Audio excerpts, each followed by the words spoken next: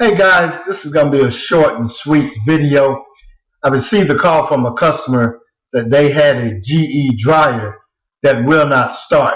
As you can see on this image, the last line says, even seasoned appliance techs make this mistake, and it's not what you think. This is why we emphasize in our course that you should troubleshoot step by step, and you won't misdiagnose when you go to repair that appliance. Let's take a look. The first step is to walk up to the dryer and turn the knob to a drying cycle. What you're seeing here, and you can't hear it, is that there is no resistance and it's really smooth. So I'm going to take the knob off because I've already suspect that it's broken. So as you can see, and I hope I'm zooming in, that you can see a crack in this knob. So what we need to do to confirm that is to turn the timer with a pair of pliers to a drying cycle like you see here. And then I'm going to push the start button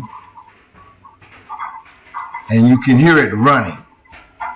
It's really that simple when you go step by step, guys, how to troubleshoot, repair, diagnose, and repair a dryer. I'm just showing you here that you need to get the model number, and then you want to make sure that the dryer is heating. So start it back up, let it run for a couple of minutes. You always want to make sure it's heating as well. And here we're going to replace the knob. The same way you take it off, it's just a pull off, you push it back on. But I'm about to show you the metal insert. Make sure that metal insert is inside the knob when you place it on the timer shaft. That's it. Real simple repair. And like I said, a lot of seasoned techs miss this troubleshooting and repairing of a GE dryer. That's it, guys.